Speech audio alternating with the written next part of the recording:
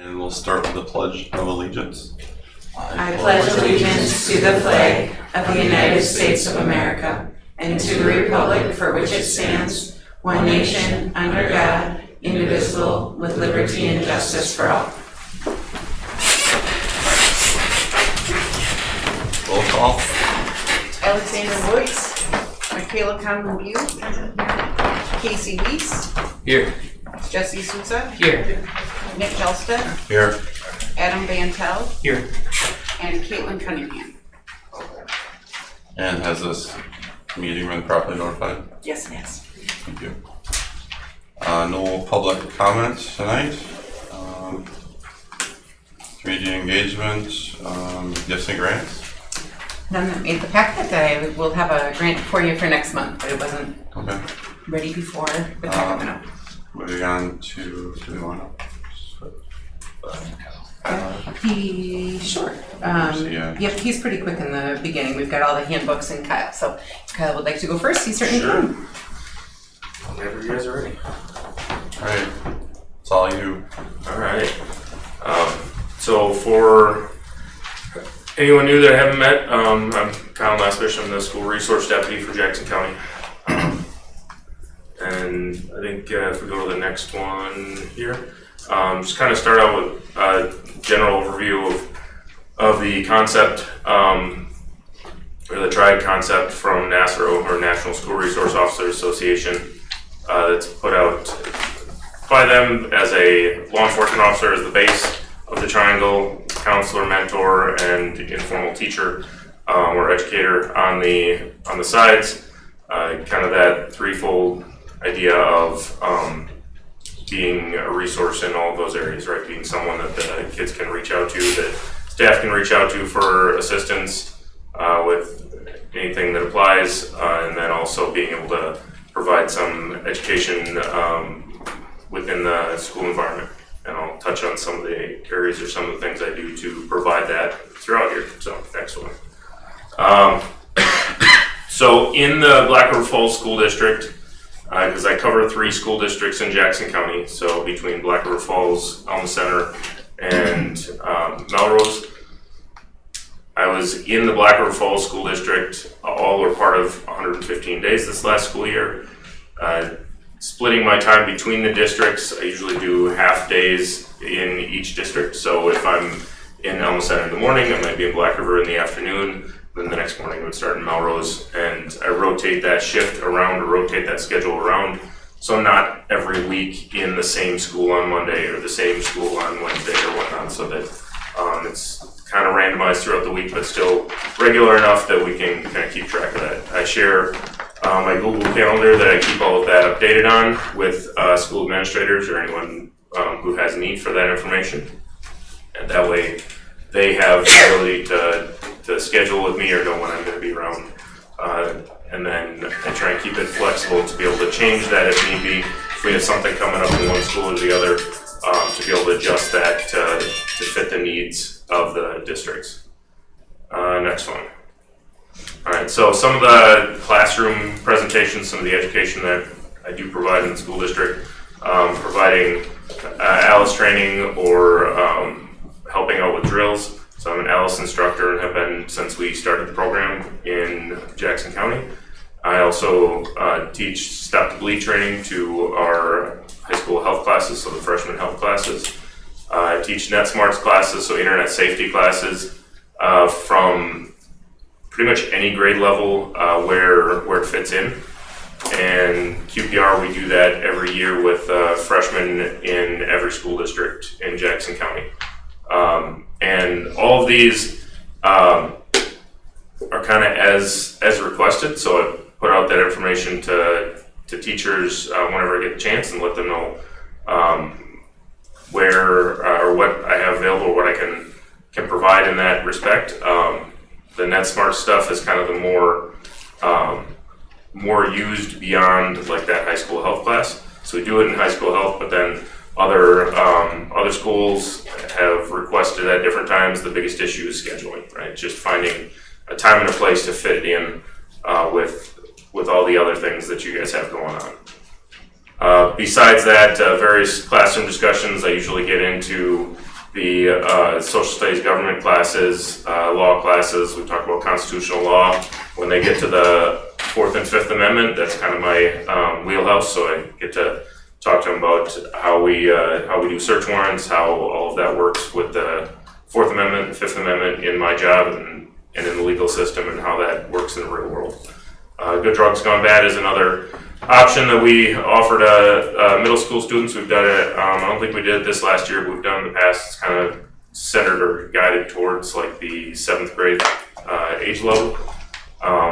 And again, it just depends on scheduling when we have the availability to make those work. Next. So other than that, I've over the last years gone to a wide variety of different training classes and continue to update on a lot of these as time allows. So the different threat assessment classes, I've got some digital versions of those that I'm going to be reviewing and updating on this summer as well. I just finished the SRO conference last week and got a lot of good information, a lot of kind of updated information from different organizations. Specifically, one of the big ones that I got to hear from was National Center for Missing and Endangered Children. Came in and gave a really good presentation on their resources that they have available and some of the trends that they're seeing on internet threats to kids. Next, I guess. So, kind of an overview of the activities that we've had in the school district this year. Everything from, like I said, adult or assault to juvenile problems. Sexual assault cases come up every now and then. Some threats, drugs. Honestly, we had one child pornography case, so like sexting, stuff like that this year, which has been a pretty significant change. When I first started, we were having quite a few of those a year, and now, we'll have one, maybe two, or I think last year I don't think we had any. And I'm hoping that that's because of the education that we're providing, that some of that's working and we're starting to make an impact on that. I know that stuff still happens, but it's, at least from my end, it seems to have decreased over time. Other than that, it's a pretty wide variety of different cases that we deal with, and whatever comes up, try and find the best resolution for that next one. So this kind of just breaks it down by building for you guys. Obviously, the high school is where the majority of it is, and then middle school and Red Creek follow. And honestly, I don't have a whole lot of the more serious activity going on at Forest Street, but every now and then there's some things that I can help out with and help more on the education side of the kids, and talking to parents, trying to smooth out some situations. So next, and kind of to wrap this part of it, it comes down to how do you value the resources available. Right? One of the biggest issues with SRO positions, and part of what was seen as a problem with DARE and stuff like that in the past, was how do we prove a negative, right? How do we prove that the things we're doing are reducing the criminal activity? Because how can we show that kids didn't do something because we were there, because we provided that resource or that education? And I mean, hopefully we're seeing an impact. Hopefully we're seeing some positive feedback from all of this. It's the whole goal is to try and be there as a resource for you guys, for the school administrators, for the teachers, and the students primarily. So I guess I am open to any questions. I think that was the last one. Is there one more? Or is that, yeah. I'm open to any questions you guys have, or any specific things you want more information on. I will do my best to try and answer right now, and if I don't have answers, I will try and get them for you. I was surprised to see 2 threats over on this side because I feel like, and perhaps that is 2 threats that rose to the level of needing further investigation after Correct, the yeah. initial. Okay. Yep. Because in my opinion, that's where Red Creek ends up calling perhaps more frequently is different threats that are made, and then once the initial assessment, they haven't risen to. Right. Okay. I think the way I'd have to go back to see where I cut that off, but it was kind of anything that went beyond that initial triage was where I kind of marked that in there. Because we, especially at that age too, Right. we get a lot of them that are triaged out pretty quickly as unintended or excited utterance, just kids saying things. So. I think as a school board, is there anything that we could do to make your job easier or the school better in general? Like a policy or whatever? It's kind of a complicated question. Yeah, that's a that's a loaded question. There's a lot there. I guess nothing specific off the top of my head right now. Sure. You know, I think one of the struggles I have with some of the things, and I don't know if this is anything necessarily that would fall at your guys' feet or not, but some of the issues that we deal with, especially with the internet safety and stuff like that, you know, we can get in and talk to the kids, we can try and push this stuff, but trying to get that information out to families and parents is a struggle sometimes, right? And you know, just I guess as an example, we tried to do an internet safety class in the community education classes, and we'll try that again here as time goes on. But you know what, put it in there, and I think we had one person sign out. Right, so it's kind of I don't know. I guess if you guys have any ideas or options for marketing a little bit, I guess to try and get some of that information out. On that note, I am I'm going to reach out and look into the National Center for Missing and Exploited Children. The agent that I talked to with them at our conference said they do have resources available to be able to send people out from their organization to do community trainings or training for staff or students, stuff like that. So if that's something that you guys be interested in as a school, like you can look into seeing that. It's at no cost. They come out for free to do that stuff. So something to look into or consider. So I got anything else? I see that, sure. Yeah. I commend like the training that you committed to. I think it's really cool that like you continue to develop what you can offer. So I just want to say I appreciate that tremendously. It's setting a good example for our kids too, that like education just doesn't just end. It should be something we carry through life. So, Thank you. And thank you. And if you guys come up with any other options or anything else you see that you would like me to go get trained in, I'm all for it. So I was just mad that I see the Sheriff Walter is also here. He was pivotal in starting the school resource officer position. And just for everyone's refreshing your memory, we pay a fourth of the total cost because Melrose, Alma Center, Melrose, Mindoro, Alma Center, Black River Falls, and then the county all share in that cost. And so when he said that he was here for part or all of 115 days, our financial side of that is about $27,000 now, so that's still pretty significant for the investment that we get. And later on in the agenda, we have an update on truancy. Sheriff Walter has been really helpful in helping us to address that, and Kyle's going to have a much bigger role to play in our adjusted truancy approach for this coming year as well. So more about that in a little bit. all right. We appreciate you. Thank you very much. Thank you. All right, moving on to 6.2, building family and student handbooks. So this was the first year that we were fully Neola for our policies, and they put out, it was a very helpful resource, but I didn't know it was coming, because this was the first year that we've done a full year with Neola, and I certainly didn't think it was coming that late when you normally get all the handbooks in June. So the buildings had already done all of their handbook work, and then I got this massive handbook guide from them that said, here's all the required things that need to be in your handbook. So it got a little bit clunky because they were already done with theirs. That big piece that was in the beginning that I said for all, that's going to need to be added. All of those pieces are going to need to be added to each of the buildings' handbooks. And then you also saw the track changes for each of the individual building handbooks.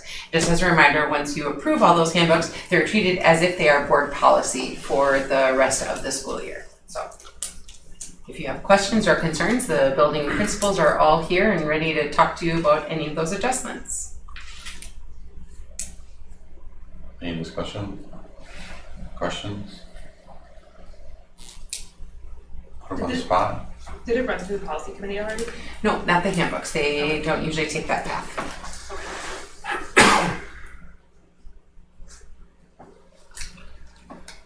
Right. Would it Well, be helpful if they did? It would, but then the timing would be a little bit off just because handbook doesn't usually meet in the summer and they need them ready for August 1 is when we turn on the online registration. So yeah.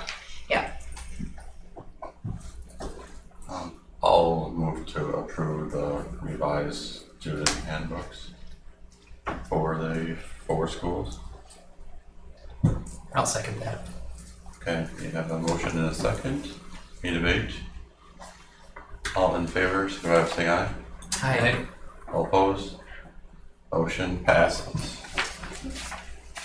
Moving on to 6.3, extra and co-curricular participation numbers. Excellent. So this is a document that is part of our core agenda that we share. It is also part of our memorandum of understanding with the Ho-Chunk Nation, keeping track of participation levels and how they engage throughout the year. So you can see that Michelle Wood was really helpful along with Andy Asegard, the athletic director. Michelle's the secretary at the high school, in putting this together for you. So you can see each of our sports, the total, interestingly, fall, the one where they have to give up almost a month of their summer vacation, still has the highest participation rate, but we also have a lot of activities and offerings in the fall at 33% of our students. When you go through the list, there definitely are duplicate students, right? There are students that are counted during every one of those seasons, but she shared with you all of those percentages, and then on the back, she did all of the clubs that are up at the high school as well, and again, a lot of duplicated students, which is why we have more than 100% participation. Does the high school have any thoughts on what percentage of students are in something, like how, or maybe the inverse, how many are not in a sport or a club? Okay. I don't know. right. I couldn't throw out a number. I know our sports participation about 30%, Yep. 34%, but state clubs, it's a lot of the same individuals. Yeah, okay. Any questions about any of that information? Would it be possible to track that? We definitely can. That wouldn't be a bad idea. Middle and high school musicals seem to kind of get a boost this year. Yeah. Are those reported? Yeah, so that's not associated with a class, but middle school, Mr. Nortman, do the middle school musical rehearsals all happen during the school day or some of them after school? Some during the school day, some after. Okay. Yeah, we don't have them down as a formal club, but we certainly could, and you're right, they've been absolutely booming lately, so. We could add it. Definitely.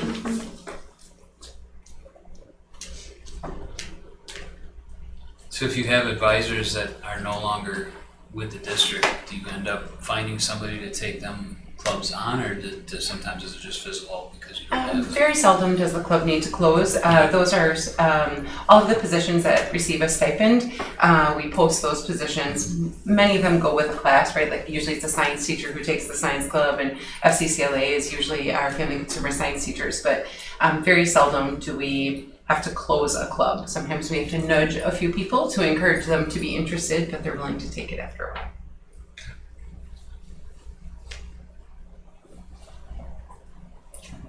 Anything else on extracurricular?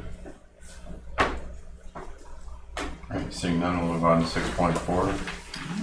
co-curricular handbook.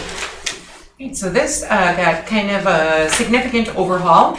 Those that were on the board the full year had some engagement with this handbook this fall, and that kind of exposed some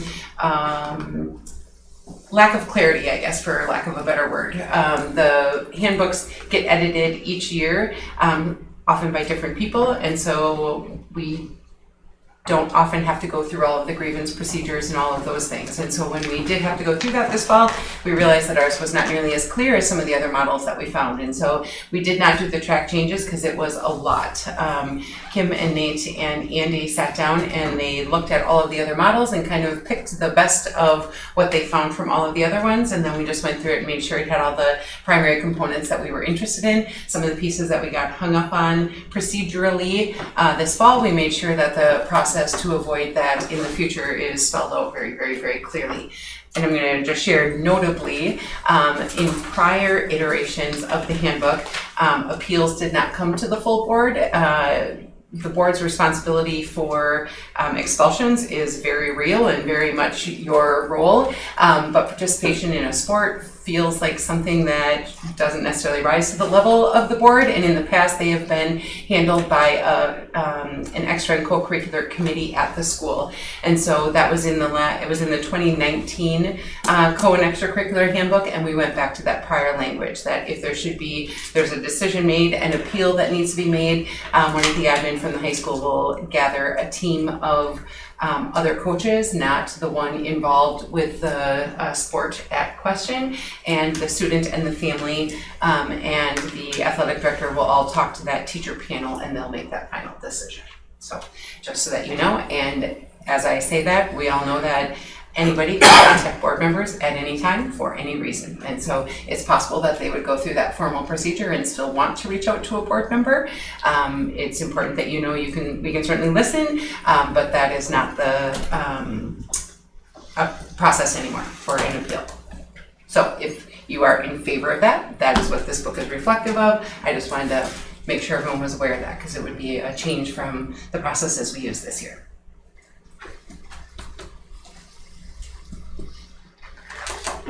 Was that route of appeal taken in the Yes, past? yes, it definitely has. Okay. Mm-hmm. So I'll make a motion to approve the co-curricular handbook as written. I'll second. All right, your motion and second. Any debate? Seeing none, proceed to vote. All in favor, signify by saying aye. Hi. Opposed? Seeing none, motion passes. Moving on to 6.6, CISA Board Representative.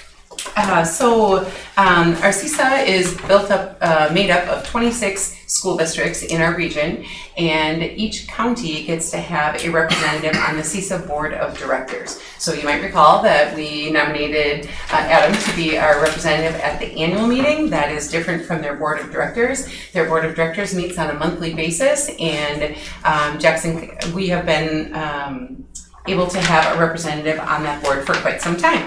Michaela did it this past year and said that she would like to open that opportunity if there's anyone else that is interested. It is a monthly meeting at West Salem. No, it's rolling. Oh, sorry. So you'll get a chance to see, it's really a cool opportunity. We go to other schools, I It's forgot. just that with my kid's schedule, I can't sacrifice that much time, but you'll get to go see all the other school districts, and it's really interesting because each kind of has their own flair and their own thing that they do well, and it makes conferences and things that you go to in the future much easier because you network and then you meet quite a few different board members from different places. So like when we go to things, it's, for me, it really a lot more enjoyable because I know other individuals at other school boards. It's very informative about other practices too, so. It's interesting to get the chance to talk to other representatives from other boards to find out what their challenges are and Yep, and I did it for a year, and I feel like it was such a great opportunity when I was a new board member to just learn the different processes and procedures that it might be really nice if somebody else who just got on or hasn't had an opportunity to do it would want to try. I have a question about that with the process, because at the meeting, at the annual meeting? yes, there were 3 people whose term over and they all got reelected. to that, but it was discussed and voted on in the county group. So if we have Michaela stepping down, doesn't that have to be approved then by Ryan and the other representative now from? So Paul Fisher, the agency administrator, has a long-standing history of selecting a district and asking them if they want to send membership. Because we're the largest district in the county, they've always reserved a seat for Black River Falls if we're interested. None of the other schools have ever questioned or had a concern about it. And so Paul is the one that reached out to me and said, we would really like another representative from Black River Falls if there is somebody willing to serve. Okay, so we don't need the try. My guess is we would say, our board has elected this person, do you approve? And they would say, yes, we approve. That's likely how it would go, but Paul reached out and asked us to find someone to fill that role. So you'll then be elected into the position. Like I sat on behalf of our district for the previous, because their elections are a little bit different than ours. So we had a board member leave before the term with CSA 4 was done. So there was a swap. You'll have to go through the election process later on when they do theirs. But yeah, you'll still be part of the process. And it's not a very cutthroat election, just saying.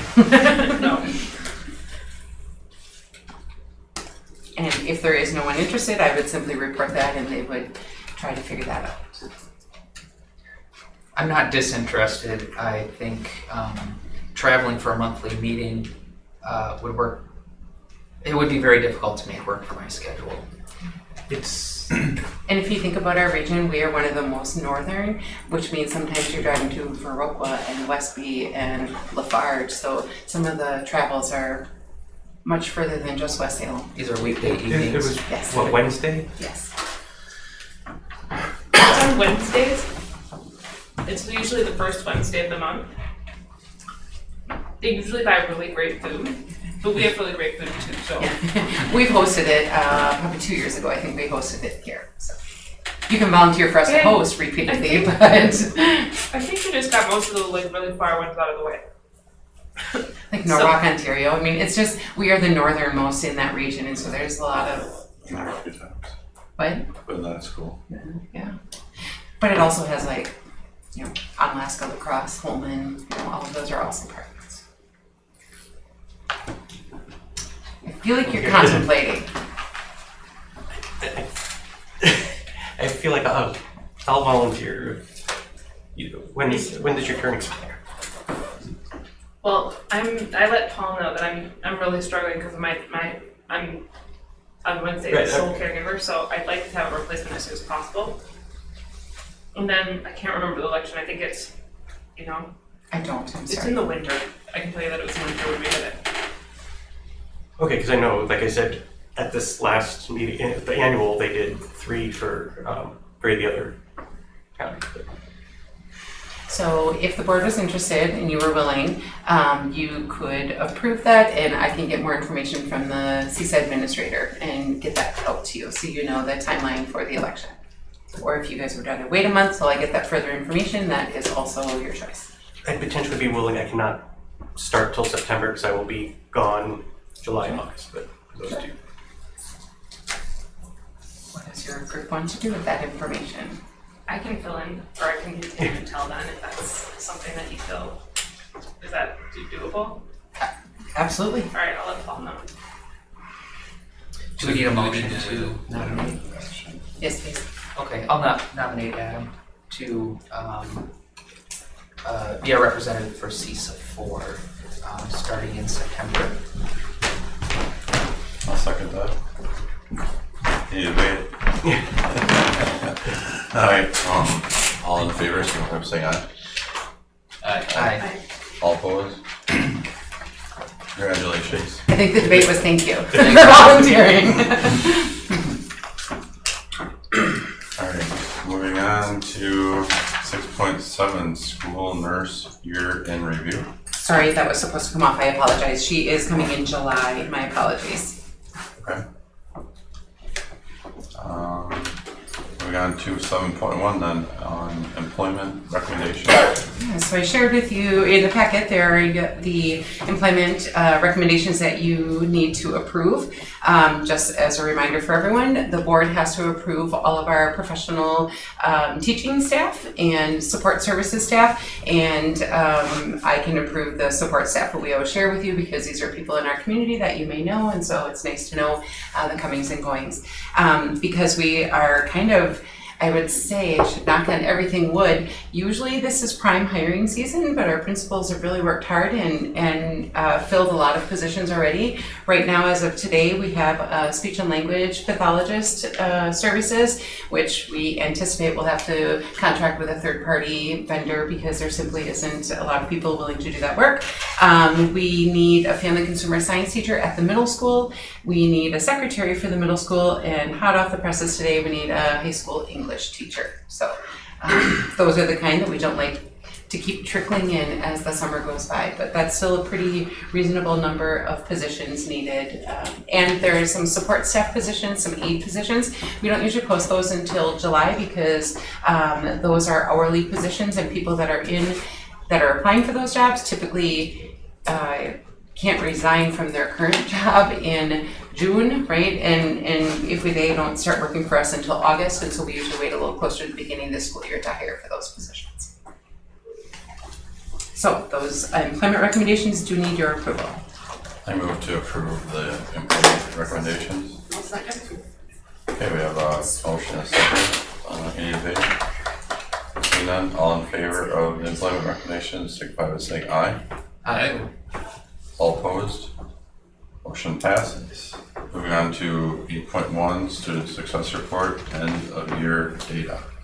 So Dr. Thompson shared with you the links to the dashboards.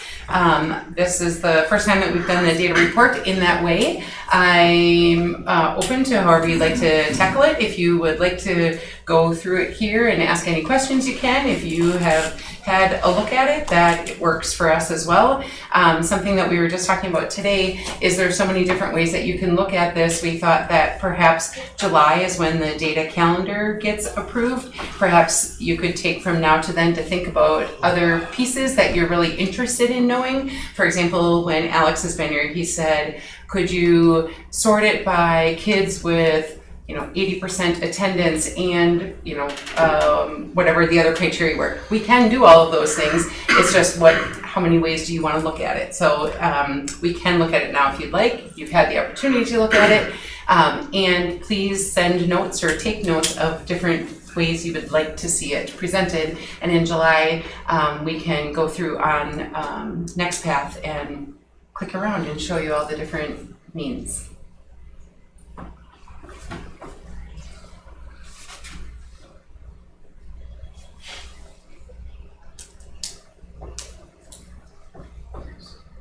Revisit in July.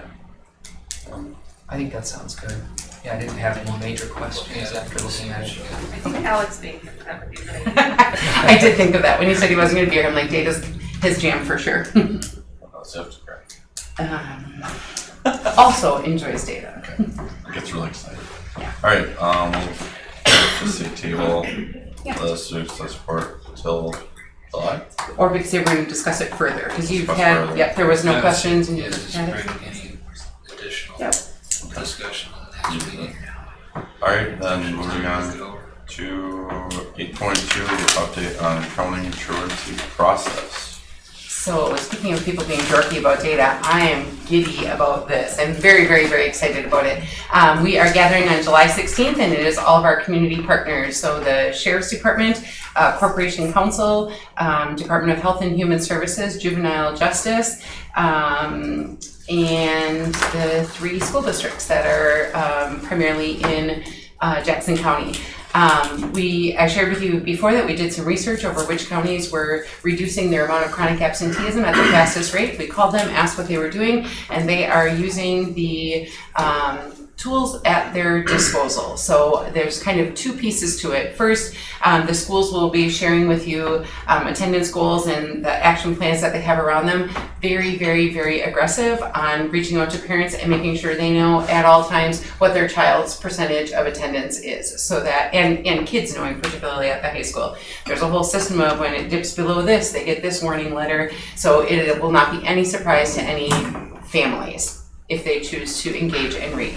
On the other hand, what currently happens when when a child reaches habitual truancy, we would file with a Department of Health and Human Services, and they would assign a social worker, and sometimes the social worker could get a hold of the family, sometimes they couldn't.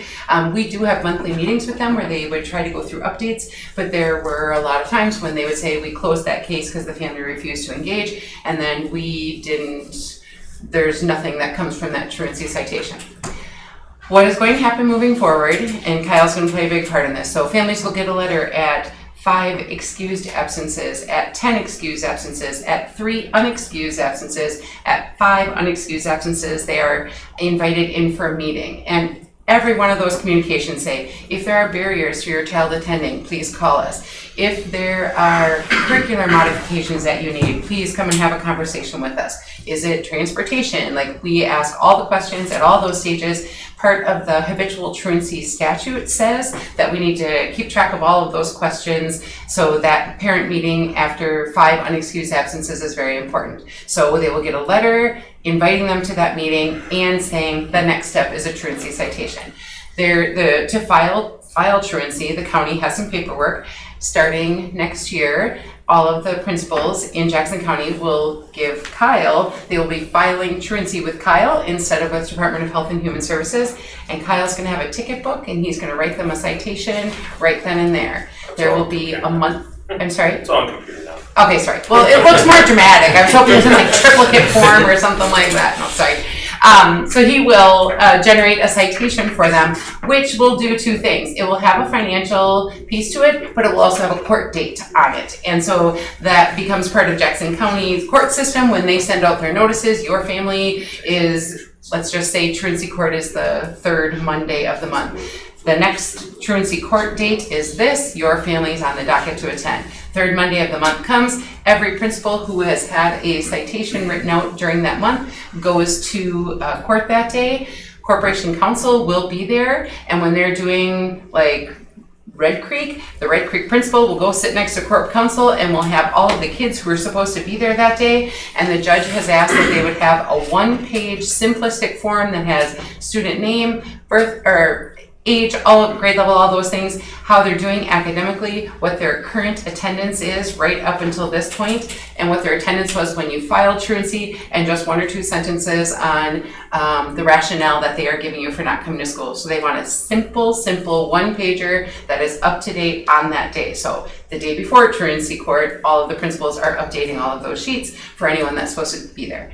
On that day, the judge calls an individual student, they get the updated information, and then any number of things can happen. If it is the first time the child has been cited, it can be, are you going to fix this problem? If the kid and the family say, yes, we're going to fix it for next month, the judge can say, we're going to hold your fine in abeyance, but I want you back here next month on the 3rd Monday and see how you're doing. So month forward, then the principal would say they fixed it, and they would rip up the citation, no ticket for the family.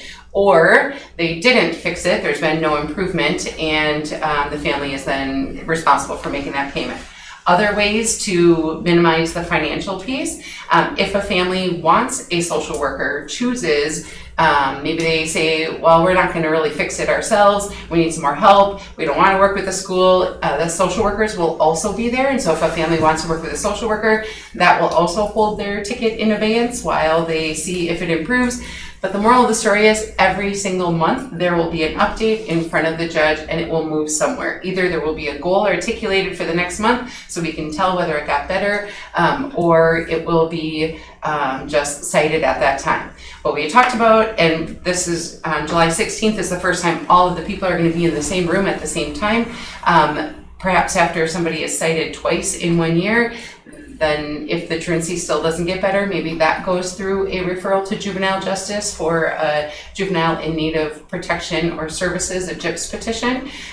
Right now, that's where all of them go. And we're saying maybe we could fix a lot of behavior and weed through a lot of them so that only the cases that are extremely, extremely chronic and have not been able to be fixed on a much easier level would rise to that level. And just to be clear, Nate has a great example, filed truancy like October on a student.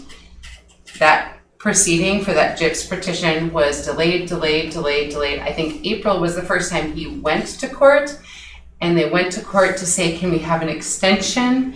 And Nate didn't get to speak. It was just, and then was it May that you went back and they actually did something? Nate still didn't get to speak, and that was that truancy case for the year.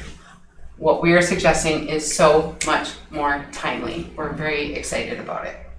What would a truancy fine be? Just curious. I don't remember the 250, I think. And then does it, Somewhere. is the second citation higher? Is that? I thought there was a graduated, but maybe that was another county. I don't know that there is a graduated system built into it at this point. But I have to look. So right now, families get every opportunity to bargain and negotiate with everyone, and now we're saying, we are trying all the things that we can try, we're trying to engage you, and now here's, in my opinion, other systems within our county are working together to help the problem, as opposed to it all being on the school. So I'm The very trick excited. is to just make it easier to just go to school than to not go Amen. to school. Yes, No. yes. Make it kind of ugly, you know? Okay, anything you guys want to say about it, or? I know we've had some meetings at the high school already towards the end of last year, and had some concept of using the simple truancy ordinance and the warnings that we've been using for the defiance or class skipping and stuff like that up to this point to be kind of a interim. So before we get to that habitual truancy, we also kind of have that option of an additional step in there where there could be a, starting off with a warning and then possibly a fine prior to even getting to that point with that. So. Yeah, just a quick comment from me is that I think closer to the event for the child and family to know what they're deficient in is better than having a long drug out court proceeding with habitual. So our goal, which is a good effort, is to get it closer to the event, engage that family and child quicker. And then just so you hear from me, it's not the fine that we're looking for, but we know that that's a mechanism to get them in front of the judge as well as them to make a choice if they want to make their behavior better. So it's not collecting money or trying to make them spend money on the child. It's just we're finding that sometimes that's the one way getting in front in this issue, and if they pay it, they pay it. I guess it's a financial burden on them, but our goal is really getting voluntary compliance, and I think that's the steps that we're looking at now versus that long drug out habitual. It just doesn't seem like it works. It doesn't flow well. So simple truancy all the way to just a citable issue is much smoother, and I think it's directly involving the child earlier in the events versus waiting a whole school year to get it corrected. And I appreciate that about the fine. We've also, Judge Dean and I, when we talked about it, he was trying to see what other counties have used for consequences. Things like revoking a driver's license or delaying a child being eligible to get a driver's license. Hunting licenses, that would impact some kids' interest if a hunting license could be pulled until they fix their school attendance. So it just really broadens the range of consequences to do their job in coming to school. The other thing I want to point out, Judge Dean, when I was meeting with him, he is also interested. We talked about maybe it was a 2-phase that we start this year with kids 12 and older with the truancy citations, and then perhaps the following year we would do contributing to the delinquency of a minor through truancy. And in the end, his recommendation is that we do both. And so that means Forest Street will be citing parents for contributing to the delinquency of a student. And so I feel like our job is, after that meeting on July 16th, is to get as much information out in front front of parents as possible so that it is not such a shock, because right now families rack up unexcused absences and very little happens as a consequence. And so we want to make sure that we give everybody the opportunity and some ample warning. So I think we are going to use our social media group in the summer as well as back to school communications from each of the schools. And it will be very step by step. This, and you'll receive this letter, and you'll come in for a meeting here, and then there's going to be a citation. And so we'll do our best to get that information in front of parents plenty early, and then once the school year starts as well. So have you ran the numbers, Shelley, if this was an active program last year, like how many, We would have had over 130 kids that we would have filed truancy you would have progressed all the way to the end on. of the, What I did was I looked at the number of students that had 5 or more unexcused absences, and that, in a semester. So the state statute actually says by semester, so 5 or more, part or all of 5 days per semester. So there can be a first semester truancy and a second semester truancy. The clock starts over for them, but the clock doesn't start over for the 10 days that a parent can excuse their child for any or no reason. So most kids, by the time they get to any unexcused, they've already had 10 absences, but not always, because if a child is not in school and we don't hear anything from the parent, that first absence could be unexcused if we don't hear anything. So, but oftentimes the unexcused starts after the 10 excused have already been done. So if you think about that, they have about 176 days of school, they've already missed 10, and now we're talking about days beyond that as well. I'm not being sarcastic or rude, or I am genuinely so excited that all of the community agencies have gotten to this point, because this has been years of slowly chipping away at the system that has been there. And I think the most pivotal was, well, it's all of them, because Judge Dean said, I don't know if Corp Council is going to want to, because they're actually out of Eau Claire, so that means they're going to have to come for a meeting every single month, and then the judge has to get it on their schedule. Kyle is now going to be handing out all of those forms. Social services, they really have a hard time with deciding that kids get to the court system faster. They really felt strongly that all the referrals should go through them, and earlier this spring they were finally able to acknowledge that the volume is too great, and not every truancy case needs a social worker. Some just need to know that we mean business and the problem will be fixed, and this process will still give those families that need a social worker assistance, it will still give them the opportunity to use that. So there's just been a lot of moving pieces, and I'm really excited to see what this is going to do, because again, when you have attendance rates like we do in some grade levels, achievement is certainly linked to that. So are the other 2 school districts in the county also doing something? they're very excited. They just haven't been a part of the discussions up until now, but they're along for the discussion. They're all coming on July 16th. Yeah. All right, anything further on truancies? All right, moving on then to 9.1 monthly expenditures. All right, monthly expenditures. This is the same graph that I show you each month. It shows the expenditures up through the prior month. So in this case, up through May. You can see the blue line is our trend line for this fiscal year, 25-26. We strayed away from the previous 2 years trend lines, but we're narrowing it back in a little bit. But it is worth noting that we are trending a couple percent higher than where we were last year. Last year we were over budget and had to dig into our fund balance. That's likely where we're trending this year as well. So it was good to see that this didn't continue to climb, it narrowed back in a little bit. So this is the May snapshot of our expenditures compared to budget for salaries and all the different categories in the WUFAR system. And then by the numbers for those same categories. So that is a very brief overview. I know I've talked about kind of what goes into these different categories by the WUFAR system. Last month, I think we went through it pretty extensively. Is there any specific questions about May expenditures, I guess?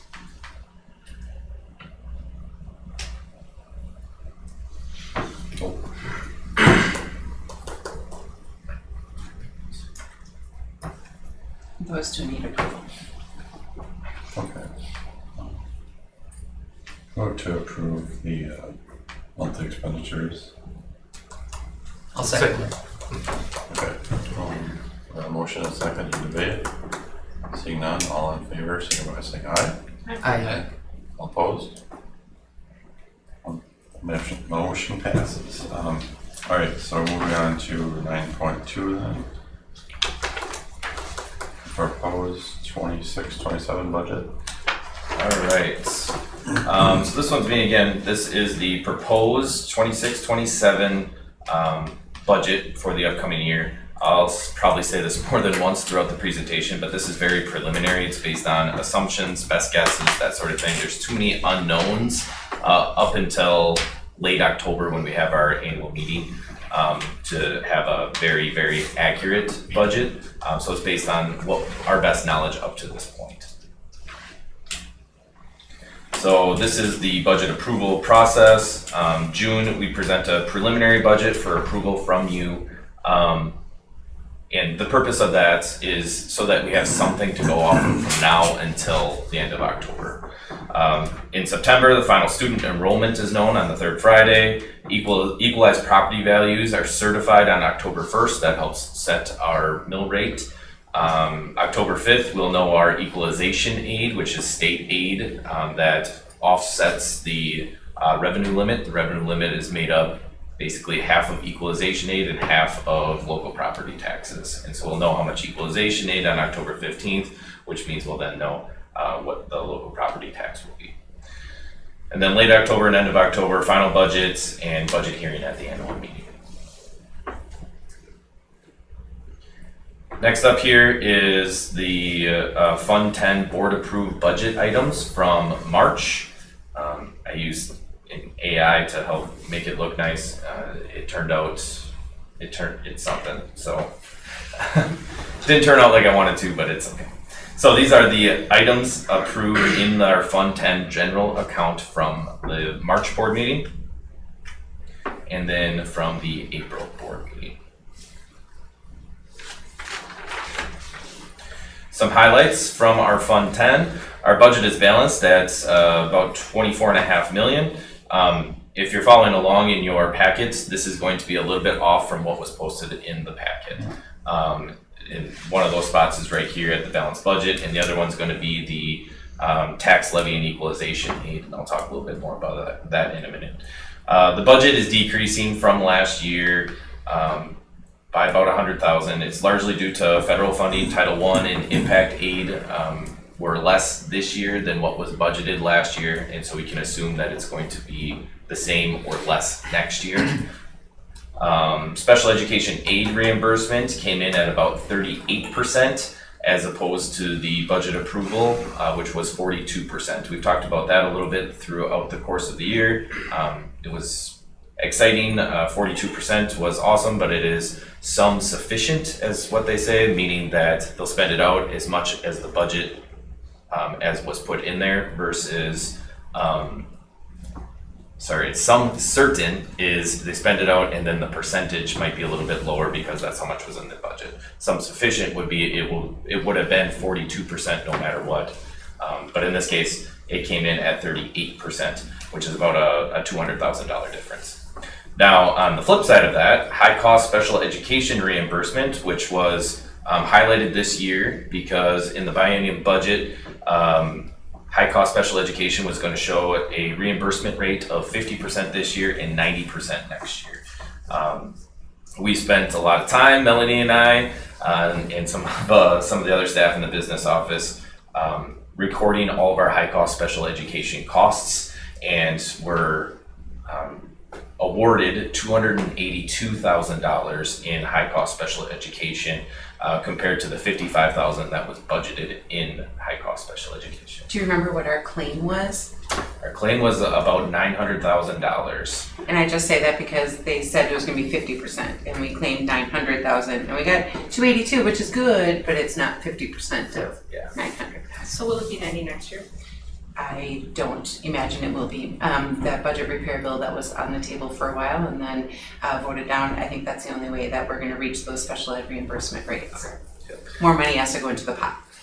And so 50% was what it was said it was going to be. It came in at like 32%. And so next year is supposed to be 90%. The advice is to schedule about the same as you got this year, maybe a little bit more. So how does that impact Fund 10? We have a special education transfer. The funding that we get in our special education Fund 27 account has an amount in it, but it's not enough to cover our special education costs. And so we have to transfer money from our general Fund 10 account to 27. Well, when Fund 27 gets more aid, then we don't have to transfer as much from our Fund 10, leaving that money to be used on Fund 10 general things.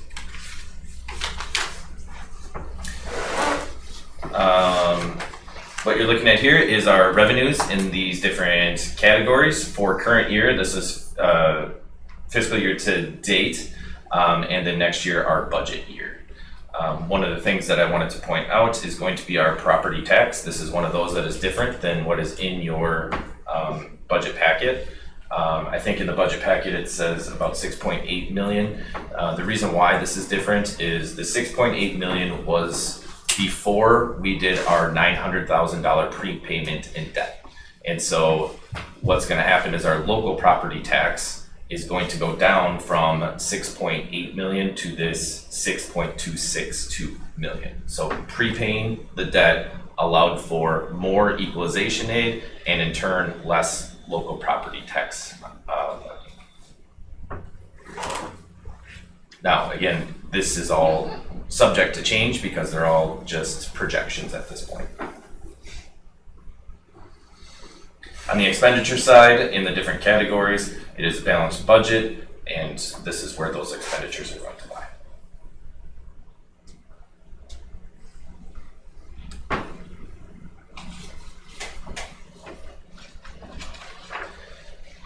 I wanted to give a little bit of a tax levy history. You can see 2020, 21 through the estimated 26, 27 school year and the tax levy amounts. General fund is known as Fund 10. The non-referendum debt service, this is where districts can borrow up to $1 million, but it has to come off of your revenue limit. It can't be outside of the revenue limit. This is known as Fund 38. Referendum approved debt service, this is something that has to be voted on by taxpayers. Fund 39 is how that one is coded, and then community service is our Fund 80. And so you can see the total school-based tax levy is an increase, but you can see that if this was 6.8 million, how much the increase would be. And then another thing to point out is our community service is going to see a decrease in its levy from 422 last year to about 230 this year. The largest portion of that is going to come from the Little Tigers childcare. We're seeing that the expenditures aren't as high as what we were anticipating, which means the revenues don't have to be as high next year. And so if I could just add, so the non-referendum debt service, that is the pool loan, just so that you are clear what that is, so the $127,970. And then the referendum approved debt service, those of you that have been here in October when we are talking about the defeasance, that is why that dollar amount has changed. For next year, we are budgeting exactly what our payment would be, the $2,198,192. That would not give us those defeasance dollars that we've had in the past. So our rate hasn't necessarily changed, but as you look down the list, the dollar amount that we have levied has been different. That is what has allowed us to make that $900,000 payment this spring because of the funds that we levied in the past and have been earning income from in preparation for making that larger payment. And I'm glad you highlighted the community service levy because that's really significant. I know that when we started the Child Care Center, there was conversation about wanting it to be able to be self-sustaining. And while we are not self-sustaining, I would just remind everyone that from 422 in one year, 230 the next year, and almost 100,000 of that is the community service. And we also have part of our activities director that comes out of there. So that 230 is not all the Child Care Center. There's those other components of the Fund 80 as well. So that's a really nice drop for next year. Great. So the next graphic shows equalized value analysis. as well as the mill rate. And so some people are more interested in the total school tax levy. Some people are interested in the mill rate, which is on your property tax bill for a comparison.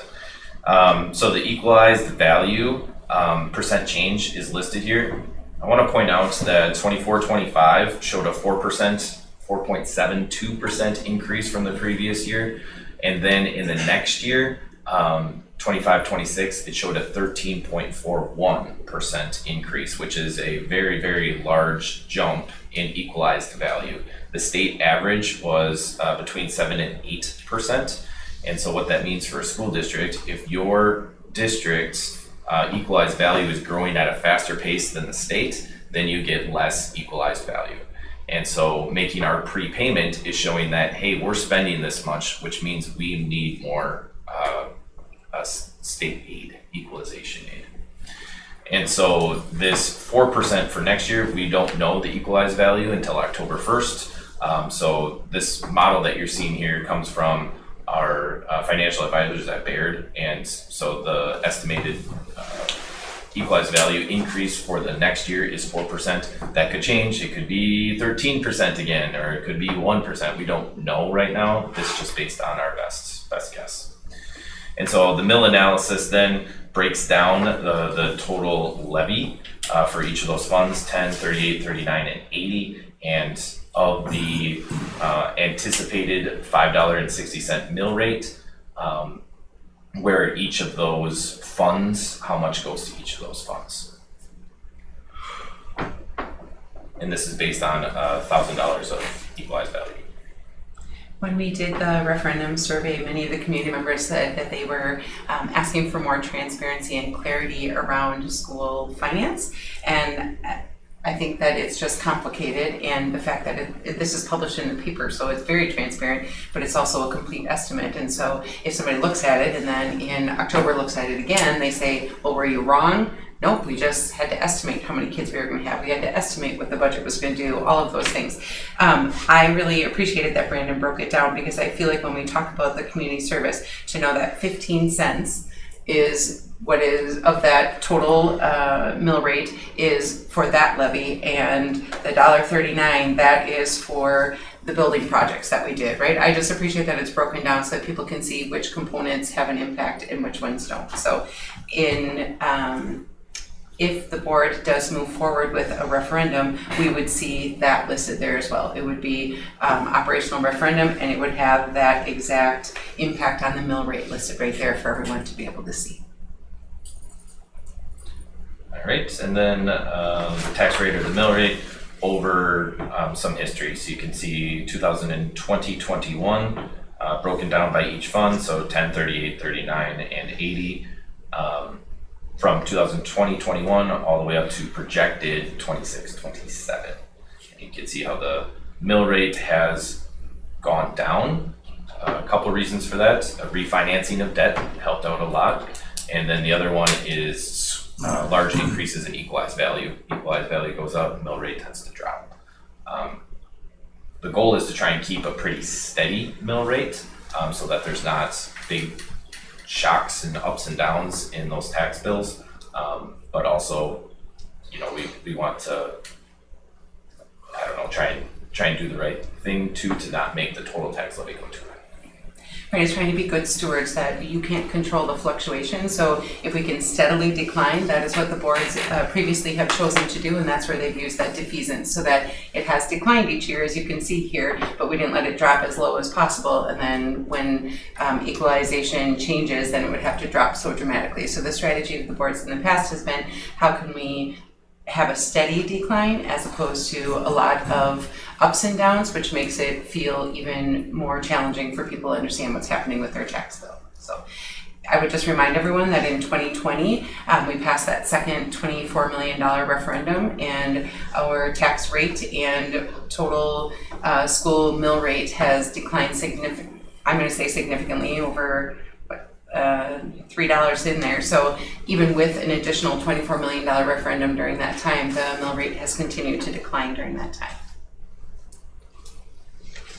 A couple other fund highlights. Fund 39, I've mentioned this a couple times, but the prepayment of debt.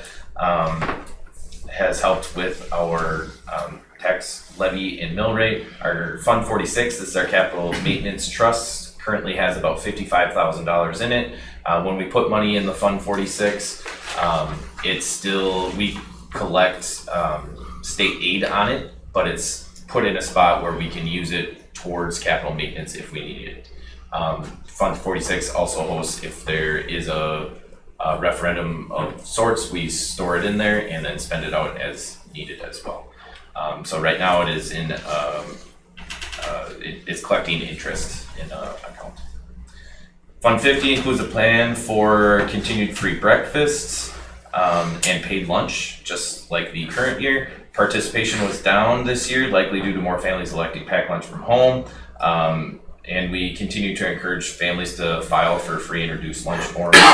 Whether or not they would qualify or not it's really up to whatever the system says, but you never know unless you fill it out. One of the other things is, so far up to this point, we've seen kind of a reduction in federal aid for our Fund 50 as well. So we'll be monitoring that as we close out this fiscal year and see what comes in by the end of this fiscal year for federal income. And I'm just gonna segue for a second, those that have been on the board for a while, we talked about when we had to change from free meals for all, there was questions about how much of a deficit would it put the district in if we continue to supplement, to have free lunch for everyone. And we knew that our food service was going to take a hit each year, but the increase in food costs and the reduction in federal aid has made that not even a conversation we can have. Where our fund balance in Fund 50 is being eaten up so quickly that we're in danger of not being able to bill all of the utilities for our nutrition services to that account. And so we do still supplement the breakfast, but under the current scenario, there's no way that we could consider adding the lunches unless that was the funding formula from the federal government changed dramatically. So that was, I know, a hot discussion when we made that decision, just wanted to update you. And then Fund 80 we talked about already. 10, not only is it the Little Tigers, which we talked quite a bit about, but includes 10% of our activities director and then an additional 10 days of summer work for the activities director and the activities director assistant.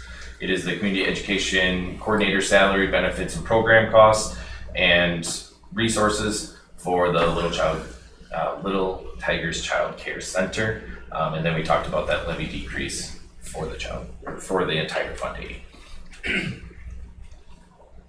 So in summary, there's just so many unknowns until this fall before the annual meeting. This is based on the best information that we have, using assumptions and models and forecasting. Some determining factors by the time October rolls around are going to be student counts, equalization aid, equalized value, to help set those levies for the year. Fund 10 revenues and expenditures are balanced. That means that our fund balance would not need to be used unless there's a change in budget revenues or expenditures. It should be noted that while there are balanced, there are fixed costs that fluctuate throughout the year that again are just based on our best predictions. We don't know if a boiler is going to go out or if there's a leak in our swimming pool or anything like that. So it's based on our best guess, but there's a lot of uncontrollable factors that happen throughout the year. Factors will change. The final budget will need to be approved in October so that the tax levy can be certified in October. And so right now, this is what we're going to operate off of, pending your approval. And then October, we'll have something a little bit more solidified.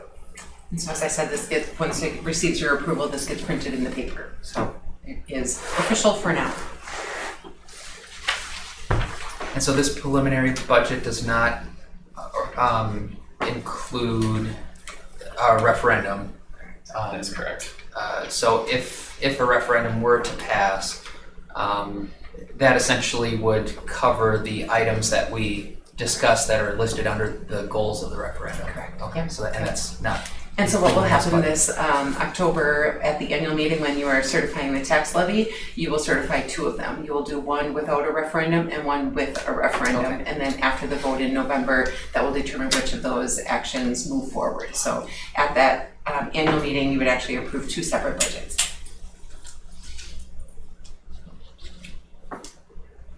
Any other questions?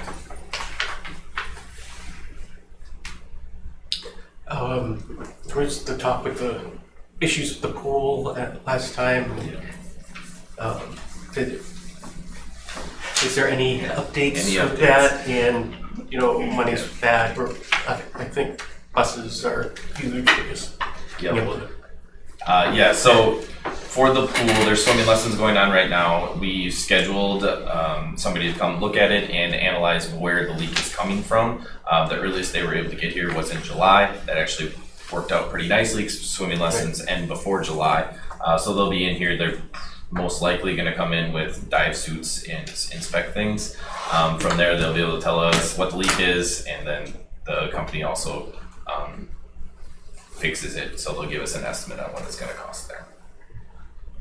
But nothing else has gone wrong at this point.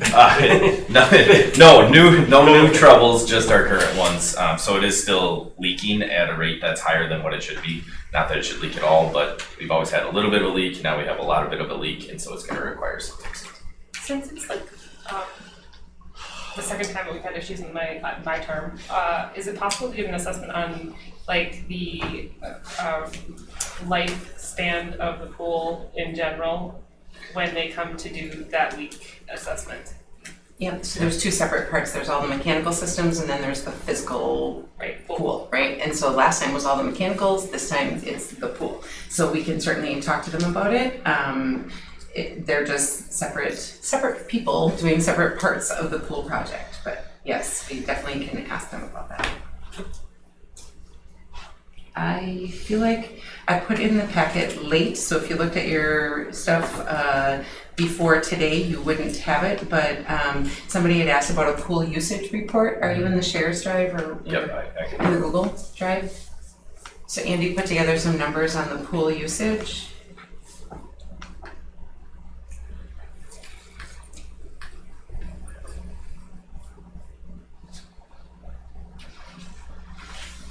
Yeah, I don't have that one.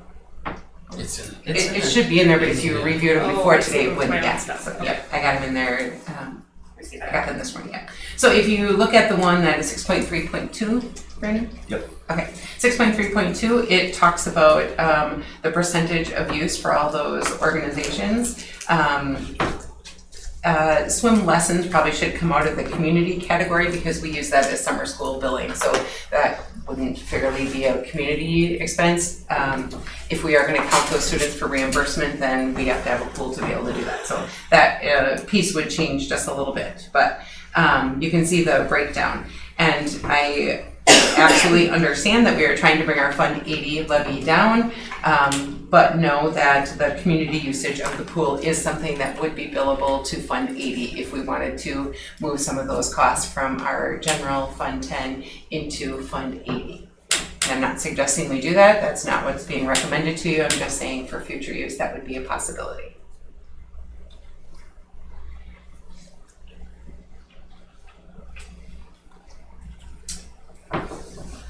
Guess we'll wait and see what Yep. they find out. Yep.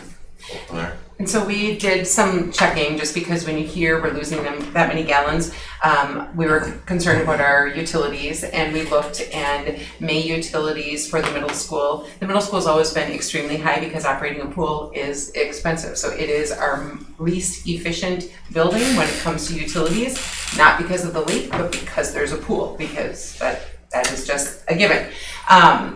The utilities for May of '26 were actually just under the utilities for May of '25. So it's not like the leak is impacting our utilities. What Kent said is that it heats the water a little bit more as it's coming in, but it is not a huge draw. So I just don't want people to think like we're burning through money really fast while we're waiting for these pool people to come. The May utility report was actually slightly under 2025. So this estimate is just made by the number of gallons of water that are being added to the pool every day. Yep. Was it like 2,000? Yeah, that's the estimate, that 2,000 gallons are leaking each day. I have no concept of how many gallons are in that pool. Yeah, That it's feels probably like a lot of water. okay. There's probably some evaporation happening, 'cause it's Yeah, what's the usual loss, Yeah, right? yeah, Mhm. I think there's, you need more data to like Yep. really make sense of Yep. that. Depends how big the splashes are.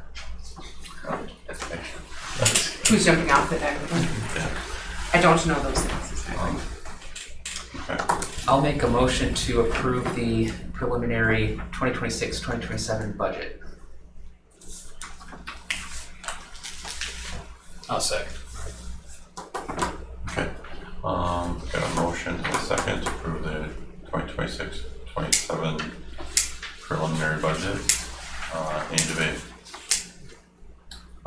My question would just be, again, with our needs and issues, and obviously with referendum, buses needing that bus repair, I mean, how does that really fit in? Because I just wasn't, if I So- missed it, or if I. You approved the line item, there's one new bus already included in each annual budget. And then this year there is the financing of an additional special education bus, and that was approved by the board last month, I believe. Correct. So that is one added bus. There's no planet that we are gonna fix all of our bus Right. problems in one Oh, year. no. So I this can- year we are getting an additional one from where our budget has been in the past, and it's right now, our intentions are through financing, $45,000 a year for three years. Right now, I remember, with the voting on that last Yep. time, but Yep. I just missed where it was, or just that's not, that won't be a. Sure, the categories that you're talking about today are all of those numbers all rolled up, right? Like Fund 10 includes all of those decisions that you guys have made up until now, all in that Fund 10. And so, he started in the beginning with a review of some of the smaller pieces that have already taken place, yeah.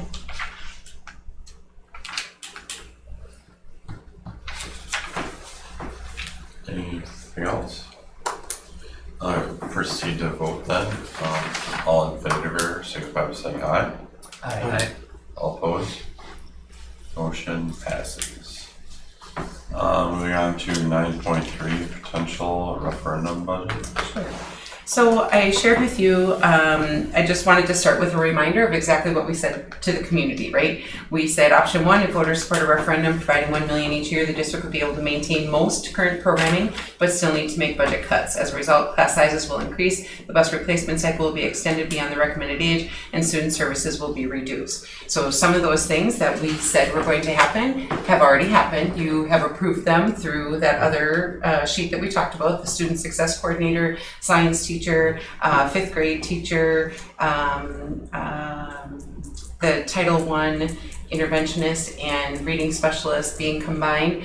Those things are this happening, just so we're clear, right? I think it's really important that we said to the community, this is what was gonna happen, and then we make sure we do exactly what we said we were gonna do. So those are the reductions that we are already on that path. And that is for this coming year. And when we're talking about a 4-year reoccurring referendum, non-reoccurring, but it would be for 4 years. Each year kind of comes in isolation, right? Because if you don't do anything the first year, you're digging a bigger hole for the next year, and so on and so forth. So the way that we are recommending, what I believe you asked us to do was, what would we do with $1 million in that first year and then in the following years? And we shared with you some of those fixed expenses that have just creeped up over the last couple of years. These are those fixed expenses that we do our best to estimate. But Brandon said, good example, we don't go into a school year thinking that we're gonna dip into our fund balance, and then expenses come in higher and revenues come in lower, and we end up digging into our fund balance. That has been the case for as long as I've been in public education. It's just gotten to be much, much, much larger dollar amounts, and the revenues have been really dramatically impacted. For example, building a budget off of the biennium budget that tells you 42% and tells you 50%, and then they don't, and that's supposed to just be okay. So those are very real problems, and we balanced our budget based off of what we thought. So the fixed expenses, when you look at that property insurance, over the course of the years, that is up to $170,000 for 25-26. We don't have our bid for next year yet. We do, it's 185,000. 185, fantastic. Can I have a question? Yeah. Do politicians understand that the process that the schools are going through, like truly? I couldn't answer that. I don't know. I think there's some that are on the school finance committee that might have a deeper understanding. But I know whenever I advocate with local legislators, I always just try to tell our local story. So you said this, we made these choices, and now this is what we're stuck with. So, yeah. I don't know what they understand. I went to an economic roundtable, it didn't feel like much. If what? I'm I sorry. went to an economic roundtable and I had specific questions about budgets and special education specifically, and they kind of just glazed over, and I was like really disappointed that like we as a district are going through all these efforts and not getting any response, because I feel like they're unknowingly making decisions about the process. So I wonder if there's like some way to build better communication as to impact. Yeah, I don't know. We were so close to the budget repair bill that would have dramatically impacted our district. Like, I probably would not be recommending even talking about a referendum if that budget repair bill had happened, and at the last minute it did not, and so here we are again. So the bus, we just wanted to point out everything in that chart. You can read it. It is just an example of expenses that we are required to pay annually that we have very little control over the costs. We do bids, we do requests for proposals, we do all of those things, and sometimes you are just stuck where you are stuck. I have a question on the insurance. You said that we pretty much are stuck with the one company because of building conditions. What about? No, I didn't say that. Or like with the sprinkler, because like it's hard. That's probably something that I said. So we did put out for bids from 2 additional insurance carriers, and they both denied us based Because on of our sprinkler sprinkler system. system. Because I remember you talking about that, and a lot of buildings are old and don't have it. I was just wondering, at what point might it be where's the crossover between updating the buildings to get the sprinklers to have potentially more insurance bids? I mean, obviously everything's going to be saying we're going to be looking at high numbers, but have we looked into that at all? Where it So might be again, worthwhile? that's a long-term Right. solution when we're struggling to get by annually. So the sprinkler system, we're talking Gebhardt or High where are you school. talking? High school. When we did our last referendum up there, it was going to be $1 million to put a sprinkler system in there. So the payback on that percentage fair. of liability insurance on $1 million expense is a long game. And I'm not saying it's not a game worth playing. I'm saying it's, I just wasn't sure where it Yep. where we're looking at, so that's not really in the cards for the immediate future. Yep. So wanted to share those fixed costs, and then the other piece of the story, if we were talking about asking our community in November, fiscally responsibly, we have board policy that says 21% of our expenditures are in our fund balance. And you can see the chart that was included there, that has dropped year after year after year because of all these factors that we've talked about. There are some years that when we come to you with a balanced budget, there we say, oh, there could be $30,000 that might need to come out of fund balance, but because it's all just an estimate, it could be much better than that. And then it hasn't been. So again, we anticipate some increases in expenditures. The last 2 years have been the most dramatic reduction in revenues in the course of the budget year. Like, if we know ahead of time, we can make alternate plans, but when we don't know, we budget to spend our money. So we are saying fiscally responsibly, we have to start regrowing that fund balance. And I understand what that sounds like. So we're saying to our community who are struggling to pay their expenses that we need to put money into our savings. It's not that simple, right? That fund balance serves a lot of purposes for us. We have never had to short-term borrow in order to pay our monthly bills. We are on a trajectory that will happen next fall. Our aid comes in at set times throughout the year, and our people expect to get paid on a very timely basis, and all of our vendors expect to get their contracts on a timely basis, and the aid from the state does not come in along those same lines. That means we're gonna have to take out a line of credit and pay interest on that money that we will later pay back once we get our state aid. It's not fiscally responsible, it is a hassle, and to be honest, should be avoided if at all possible. So by slowly starting to rebuild our fund balance, that will protect us from having to do short-term borrowing in the future. That would protect us if 3 of our buses went down at the same time, at the same year, and we can no longer wait for the 1 or 2 a year, and we have to go into fund balance to buy different buses. We have insurance, as we just talked about, for any natural disasters, but a 70-year-old boiler is not a natural disaster. That's an expense that the district suddenly has to pay for. And so that fund balance plays a lot of important roles. And over the last couple of years, it's dropped very, very, very dramatically. Again, from 21% where it's supposed to be to about 16% currently. So that is what we are suggesting. It's not exciting things, but this is what we told the community we needed the money for, and this is really what we need the money for. Particularly for that first year. Then we get the fund balance up a little bit, and then we can be more strategic because we would know that we would have that funding for the second year. And then we can start to look at, to be honest, the next highest priority, particularly among the staff, was student behaviors, trying to find some more systemic solutions for student behaviors.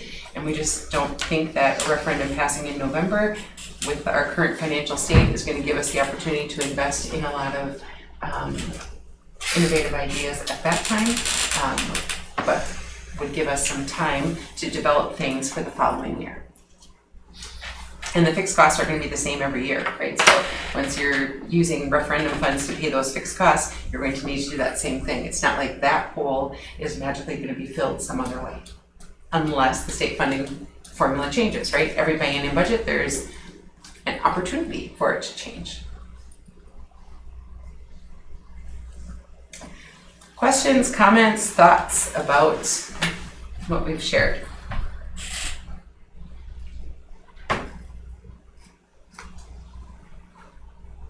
So with the referendum, we're gonna cover fixed costs and we're gonna put money in savings. We're gonna rebuild our fund balance the first year.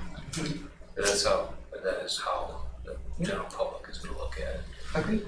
So Well, I think it's gonna at be least hard to. in terms of a fund balance, I think of it as, basic home ec. Before you start before you start any major financial project in your own household, you're recommended to save up 3 months of expenses in your saving account. And that at a household level, that's not, it doesn't sound as big of a deal, but when you're talking about a $24 million budget, it seems like you've got a lot of money put aside, but that's just to cover unexpected increases of expenses that come up over the course of a year. And I think we're really seeing that in energy costs this year. Healthcare costs can swing dramatically. So it's operational. We're going to the community asking them to cover our bottom line, and that's what the fund balance does. It's not a rainy day fund. It's a fund that allows us to cover our expenses without borrowing. To meet our obligations. Yeah. I think think you gotta- savings is the right term. I think ensuring that we're not gambling kids' education on a catastrophe that is bound to happen eventually is probably a good way to frame that. The other thing that we talked a little bit about was that bus that we were going to finance. Perhaps we just purchase that outright if the referendum is successful. And so that would take out $45,000 from the budget for the following years, right, in that finance cost. So if the referendum were to purchase a new bus each year, that would help us to close our aging out of the timeline, recommended timeline for our buses. So that was another possibility. The board had mentioned wanting to make sure our staffing salaries stay competitive. Just as a reminder, a 1% increase is about $160,000. So if we talked about our fund, what did you say for fixed expenses, Brandon? I'm having a hard time remembering. I think we had like $360,000 to fill the fixed expense hole. Yeah. And then a bus would be another $140,000. And so that puts us almost at half of $1 million. And so if we want to, there's trying to hire staff at that time can happen. But it's risky to let our fund balance continue to wane. I do agree though with what Casey's saying in terms of, I've done enough capital campaigns and grant funding efforts that in any kind of philanthropic giving, people there's something wonderful about feeling like you just bought something. I wanna see a thing. And I want to agree. see what the thing is, Agree. and so I do believe strongly that although I completely 100% just agree with your analysis of having that buffer, I do have done enough philanthropic giving efforts to know that you can ask somebody to buy a chair and have their name put on it for $200 and they'll buy in, or you can ask them for a $10 donation and they'll most likely buy the chair, so I just, capital projects have a funny way of being able to identify the thing, has a funny way of computing in people's little noggins. So. I think it's worth noting though that this is a 4-year non-reoccurring, and so what we're talking about now is largely only in the first year, right? So the fund balance that we're talking about, that's for if it's approved in November, paid out in January, February. The staff that we hired, the raises that we gave, those are already in place. This kind of is there, but then the next year it's there again for 4 years in a row. And so that's when we start talking about recruiting and retaining high quality staff and buying that bus. The first year is kind of to help build that fund balance because it's already going to be November. And then in November, we're already talking about the next year's budget. And so then we use that money from the November vote, but we start game planning the next year at that same time. And so that's when, the thing that is fun to buy or whatever, that's when we start talking about that. The first of the 4 years is a reaction to us not having asked for a referendum sooner and being this far behind on our fund balance and taking so much out of fund balance at the end of every year. So I hear you 100%, and which is why I use the language. It's not very glamorous to talk about your fund balance, but it's buying our insurance last year is what that digging out of that fund balance is, right? So the fund balance rebuilding this year, the first year of the 4-year referendum, is paying for the utility expenses that came in almost double this year that we didn't anticipate, or it's paying for the decrease in special ed aid that we were promised, right? It's all of those things that are difficult to explain. To Brandon's point, schools, we're lucky to get that fresh start each year, but the timeline for the budget is messy, right? We've got kids in seats. We start this budget July 1, but we don't know how much money we really have until October when our aid and our numbers and all of that is finalized. And then you add the first week in November for a referendum. So I don't think our solution to, again, I'm going to say it, if you ask our teachers, the behavior disruptions are the greatest challenge, one of the greatest barriers, and buying stuff isn't going to fix that. That needs to be programming, and that needs to, right? And so it's not like we can buy things once we have a positive referendum that is going to address that. That is developing programming and new solutions to those same challenging old problems, and that takes time. So to Brandon's point, that first year, it is filling our hole from all the fixed expenses increasing so dramatically over the last years, and then the second year, we have all of that time to be strategic about how we're going to invest those funds. And again, that first $350 that we said are fixed expenses, those fixed expenses will be there the second year, so it's not like the whole $1 million is open, just that other half that we're talking about putting in fund balance. And so the other thing about fund balance is you saw the year progression. Like, we had a healthy fund balance and we haven't had an operational referendum. Like, it is possible to build a fund balance without a referendum, but you have to have more money in a budget than what you spend inside of that budget. And so that referendum would help get us there.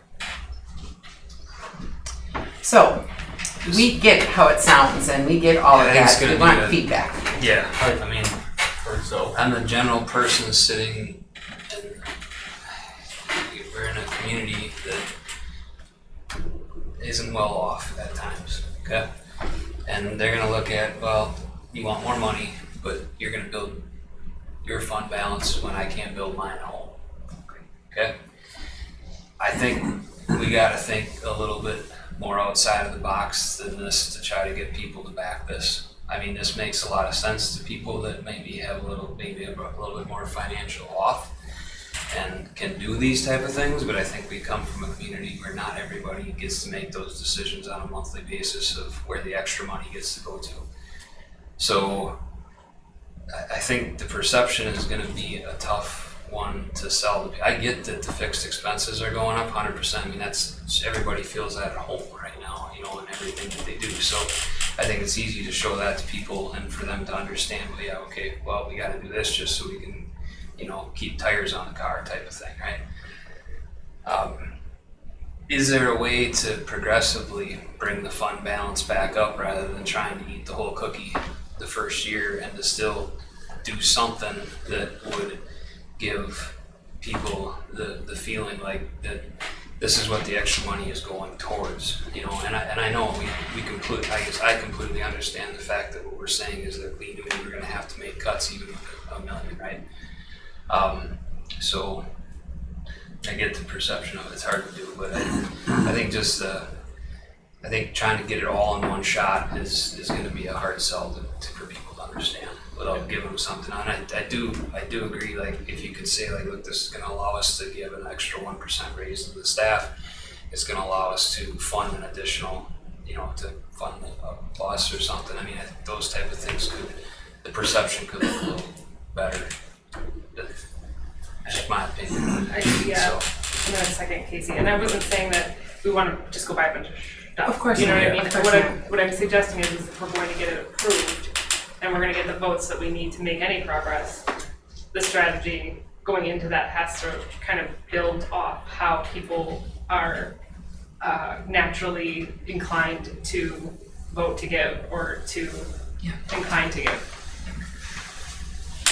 So I think when we talk about building a fund balance, it seems like, oh, we're gonna take and put this money into a savings account. That's what it seems like when you talk about it. But what's actually happening is, you know, you saw our fixed expense for electricity. Let's say a number, by the end of this June, so the end of the fiscal year, we spend $300,000. And so what the great thing to be able to do would be to take that $300,000 and times it by whatever CPI is for the next year, 4%. And then you put that into the budget for next year. What we are doing is, instead of $300,000 for next year's budget, putting $295 and hoping that it doesn't go over budget or it comes under budget. So instead of doing that, really what the fund balance is doing is saying, we think it's gonna be 4% higher than next year, let's put that much in the budget. And then if it does come back less, then that money becomes your fund balance or your savings, rather than just taking it and putting it aside. That is how you build your fund balance. I think we all like understand that. That isn't like I think the disconnect is that you're not gonna have the opportunity to say that to people. Yeah. Like, you're not gonna be able to have the ability to drag people on that journey with you. It's taken me years to figure out all this, what fund this, fund that, what's going on. And so I think we need to just be very like clear and concise and have a consistent message about the efforts that the funding for year one are going to have in a way that is honest and transparent, but also understandable. What about like a negative list? Like, could we create something that, you know, says, or just to be able to say, okay, we don't get the referendum, here's what will definitely be cut, opposed to, you know, we've already, yes, cut some things with the positions changing and all of that, but just say, if we don't have the money, we are going to lose X, Y, Z. And if people don't want to lose X, Y, Z, you know, at least they can see something that way, opposed to, here's, you know, Well, I think that's interest already, costs from the lending. I mean, that's if already you happened, have right? to lend Well, to get, to well, do we have an cover exact the beginning of list the of- school year. Sorry, say that again, Casey? The interest, like you talked about, if we have to lend in order to cover the initial, let's just say the initial quarter of the school year that we don't have it in the fund balance, right? Like what is that gonna cost us over the years to have to pay back? You know, so that, I mean, that's, Yeah. you know, so knowing that, we haven't had to do it, right? The district hasn't had to do it because of the fund balance, so making it very known, you know, what that loss is gonna be, you know. Please go ahead. we went to that, remember that session we did at the state conference? I think we did call them. Do you remember that one we did? I About do, I have it referendum saved conversations? someplace, I don't remember the name of it. I have it, Okay. but I think we should call them. They've done it across the state for multiple things and at least just get feedback on what their take is, because they're the ones who create the community conversations around referendums and operational ones specifically. So I think, I don't know, I understand everybody's perspective, I just don't know exactly, I'm not versed enough. I just hardly can hang in there, much less like create that. So, some initial thoughts about a cut list. When you look at our challenges, it's our buses are really old, and that's not we can't as easily place a cut list, because we would look at you guys and say, how important is it that we have our buses replaced, and are we willing to give up another 2 teachers in order to make that happen, right? So there's a lot of prioritization that has to happen in order to generate that cut list. As soon as we put a staff member's role on that cut list, I guarantee there's going to be turnover in that spot, and that's a really tough thing to manage. The problem is we've cut so many programs. Every year we make reductions because fixed costs have gone up, and so then to keep up with those, we've made different cuts. So you saw those slides, that wasn't little. That was 4 full-time positions that we are not employing for next year. I think that's a lot for a district our size, but we don't talk about that with our community. We don't say, hey, this year we cut this. We don't do that. So our cut list, we've quietly done that each year. It would be really difficult to put up a list of reductions. So if our challenge is our fixed expenses, we can't say no to those. So are we willing to put up class sizes that we would change our kindergarten through 3rd grade to 25 kids in a classroom? Like, is that the kind of list you're looking for? Because, you know, I'm just trying to... Just something to make it, because it's sort of like the story of the frog and the I water. understand theoretically, but really think about it. We're going to cut band, we're going to cut sports, we're going to cut math. Like, I guess that's what I'm saying. There's... What I think that would actually get people to say, wait, we can't do that. But we and this is can't why. make the list. We can't make up a nonsensical list, right? But we Yeah, can take I think what if we've people already pay done. attention, they know that that's happening, right? Right. Because we review it every month, we make a budget. But particularly for people who don't have family in the school system or who are not seeing it, just like, well, why am I doing that with the economy how it is right now, costs going up for everybody, and then to come and say, you know, hat in hand, we need more. We just need something to really sell it, and if it's like Michaela was saying, you know, something tangible at least has that psychological factor, and I just worry that without something that really gets emotive opposed to rational, that we, If the you know what I board mean? has a list of ideas of programs that you are interested in cutting, then let's have that conversation. I think, what if, okay, so wait, you said that we've been silently cutting things, but yes, and we have. What if we just got loud about it? I think that would be, you propose to the friends, like, okay, this is what we're doing, we don't want to continue down this path. Just something to make it jump out more. So thoughts on this survey? It was sent out to the community with a very clear presentation that the $2 million proposed referendum was what we needed to essentially be able to sustain current operations.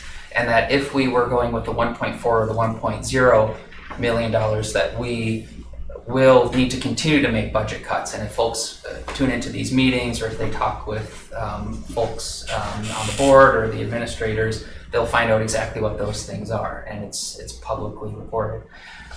So I think it would be foolish not to, at this point, after having received feedback from the community in support of option 1, for us to not go forward with that option with the language that we used on the survey.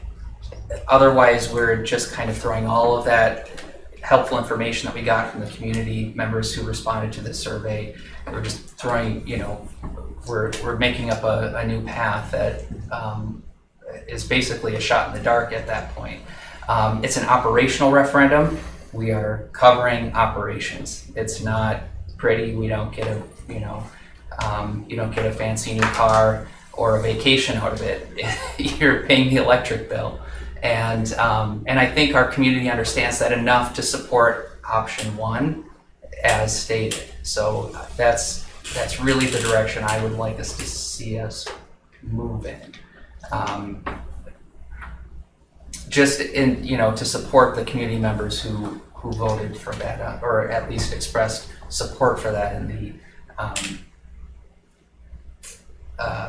the survey. I just don't want to see us turn into Sparta.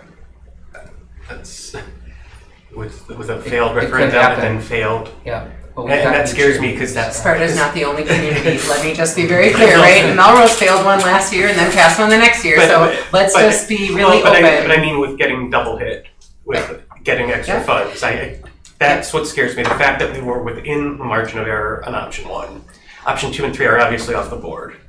And I'd say if things were looking good, option 1 sounds great, things are going great, but we have to really sell, get the positive I also side. don't think we should be apologetic for asking. We told our story, we said exactly what we're asking to do. I've heard the words from your mouth many, many, many times since you've been on the board. You can't continue to expect us to do all the things for all of the people and spend $2,000-3,000 less per student as everybody around us. So that is also part of our story. The per pupil spending, Melrose Mindoro, $3,000 per student. Multiply that times 1,600 students. Like, that also has to be part of the story. And I'm not picking on our neighbors because, again, 87% of school districts in the state of Wisconsin have done an operational referendum. We are the minority, and I agree 100% that we live in a community that has a high poverty rate. They're living paycheck to paycheck, so a fund balance is not something that enters into everybody's mind, and I understand that. And if we're saying you want us to continue delivering services, we can't apologize for asking for money to do it. So I hear you, and I get that it feels uncomfortable, but I also feel like we're really clear that we can't continue to provide all the services that we do. So let's talk about transportation. What if we can allow kids to walk up to 2 miles? What if we reduce our traveling all over and we make group stops and parents are responsible for getting those kids to those group stops so our buses aren't traveling as much? Like, those are the yucky things that we're heading towards. We can't not have property insurance. That has to happen. So that means something near kids is going to have to stop happening in order for us to pay our utilities. We can't have a building with no utilities. That is going to happen. So then something by kids is going to not happen if we have to keep paying these expenses. So a cut list is really hard when it's operational. It literally, we are saying to be able to continue to function doing what we're doing, we will keep making some adjustments in class sizes and programs and all of those things. And we can't keep doing all the things that we're currently doing. So I think our messaging is what is going to slowly evolve with more conversation, but I don't think we can be apologetic for saying we've been underfunded for too long. Our neighbors have addressed their problem long ago through referenda, and we kept trying to hold off, and we simply can't anymore. I think just the fund balance piece, the way that sounds, right? Like, if we can turn that into, like, it is us setting aside, like just what you talked about, setting aside the funds to cover the beginning. What are we covering? What are we paying for? And the other thing that I would throw out there, just because I want It to, is just, it's operational. It is what we need in order to keep the lights on. But we Just can for make your an operational discussion. story too. Like, I love that. We can make an operational story. It's Yes. not an either or. Right. We can Absolutely. paint the picture clearly Absolutely. about what's happening with the funding that's being provided. do you want to talk about the day this spring that 3 buses went down, and Brandy and I were calling our neighbors to ask if we could borrow a bus to be able to get our kids where they all needed to go? That is not make-believe. Alma Center was going to allow us a bus. We even had a driver. We didn't have a bus they could drive. Like, these things are really Exactly, happening. and I just think that getting that information out, I mean, just to say, we need to cover the fund, that's just not gonna fly. But if we have something that's a negative example, like the 3 buses, or a positive, this is what we will do with it, that there's the feel, I think we're more likely to get that borderline support to push us in the positive, and that's just my concern. I want to make sure we're in that positive. We're going to do the referendum. We're not double hit. And I'm not, yeah, I think that's, the story we tell is gonna be hugely important. The other thing that I think is, I'm just gonna share, because this is a big decision for all of you to vote on. There was more support for less than $1 million, so because it would be odd to hire staffing after November, are you interested in doing less than $1 million for year one and then moving to $1 million in year two? I just throw that out for discussion. It's certainly not gonna fill our needs as quickly, but I just wanted to introduce the idea. All 4 years don't have to be equal. So it can be tiered. I have to sit with that for a little I mean, bit. I need more research on that. I'm sorry, I gotta sit with that, do Yeah, some yeah, research. yeah. I mean, just to round number, I mean, the 400K is super critical. I mean, just to Yes. cover the 385 or Yep. whatever. But I mean, that's, if we don't get that, it's legitimately being not paying certain bills that are always gonna be there for the district, so. I mean, so I don't think you could ask for anything less than that. I mean, that'd be foolish to, so, but Personally, I I feel don't if we think can that's get it, good if we enough. get it framed properly and we can help to educate the need and how it's gonna be utilized. I mean, I think there's enough sensibleness within the community for them to realize that you have to do it, or you're gonna make it even more of a challenge for the kids to get the type of education that they need to have. So. I think we need to see it in a 4-year span rather than Yeah, fixating on the I first agree year. with it. Like, I mean, initial thought when I read through initially, Brian, I was, replenishing the fund balance year over year over year, not realizing the fact that it was just going to be at the beginning, right? So, but the understanding of how the fund balance is used is, I think it's going to be critical for the community to really know, like, what it's used for, why it's there, why it's important, what it does for us.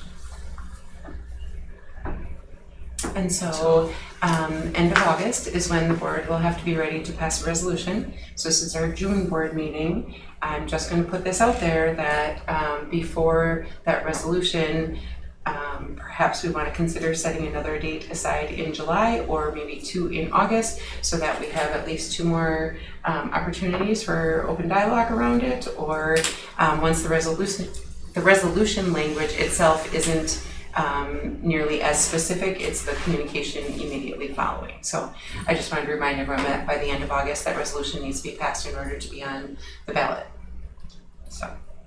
So what I heard is you would like more of a narrative, and you said it yourself, Brandon's not gonna get the chance to say all those words to some people. So we need both. We need a narrative for some people who need a picture, who relate more to a picture being painted. And then there needs to be just numbers for those people that are more analytical, just wanna see it in that way.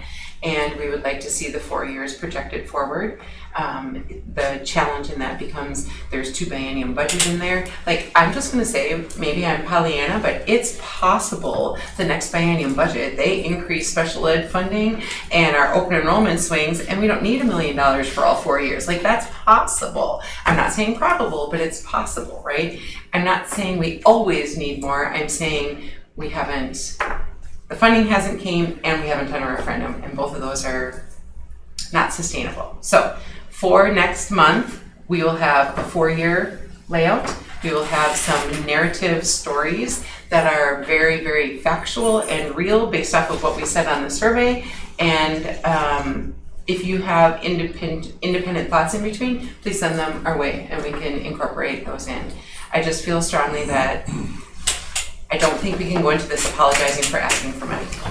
We have to believe in what we're doing and do it for all the right reasons for kids. And as hard as it is to talk about spending money on operational, those things we can't not do. So if we have to do higher cost operational, it's gonna come from somewhere by kids. And that's the tough thing to try to quantify what those things are. So those are what I took from this conversation that you would like back in July. And I would really welcome any thoughts that you have between now and then if you're have some that you'd like to share. no decisions needed tonight. Thank you for putting that together. I do personally, I do think that an additional meeting, and that's the only thing we focus on, nothing sidetrack it, but just discussion on this before then, so we got some clear direction to make a better decision in August. Would be important. Okay. That's my own, but I guess leave it up to the rest of the board on whether I would they say will have that. availability to do it.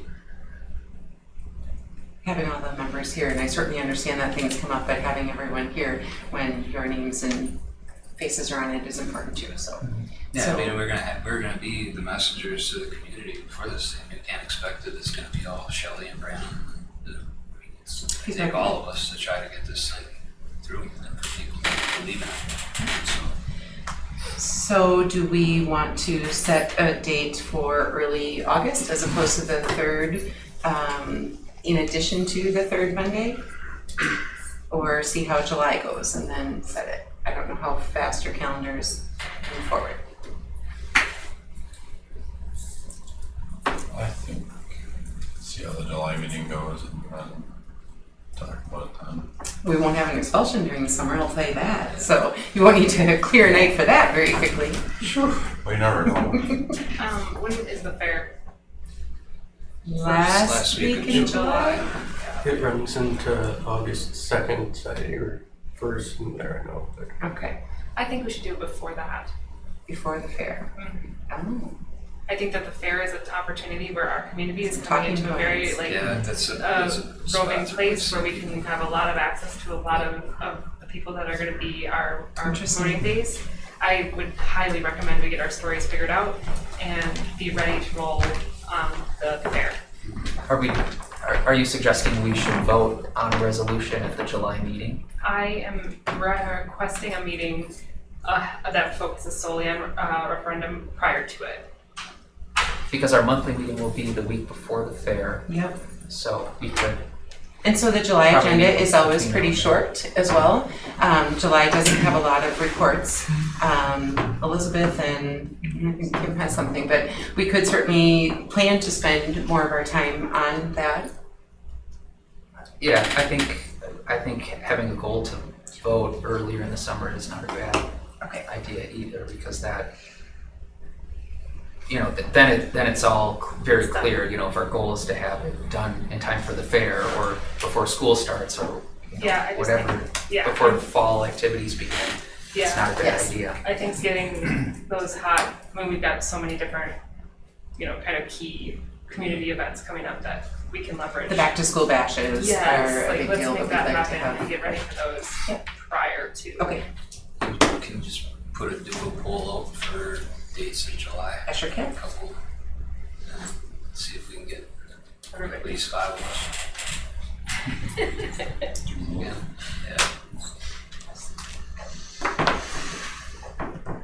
So we are scheduled to meet on the 20th.